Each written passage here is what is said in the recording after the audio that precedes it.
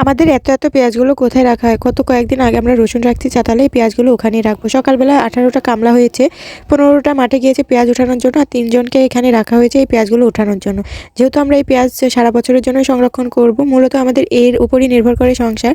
আস্তে সমস্তটা আমরা বিক্রি করি, আর আস্তে আমাদের সংসারটা চালানো হয়, আবার দেন মাঠে ফসলও ফলানো হয়।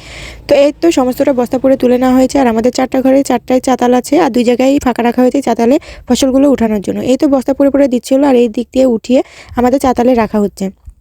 আর এদিকে বলতে দুপুর হয়ে গিয়েছে, আর পেঁয়াজগুলো ওঠানো হয়ে গিয়েছে। এখানে মহিষের গাড়ি করে নিয়ে চলেও আসা হয়েছে, আর এগুলো হচ্ছে ইন্ডিয়ান পেঁয়াজ। গত বছরে খুবই ভালো হয়েছিল, এবছরে তেমন একটা হয়নি, আর এগুলো রাখাও যায় না, তো আমরা সমস্তটাই বিক্রি করে দিব, তো তার জন্য কেটেও নেব। আর এদিকে তো মহিষটাকে ফাঁকে রাখা হলো, আর বস্তাগুলো সমস্তটা এখানে ঢেলে রাখা হলো।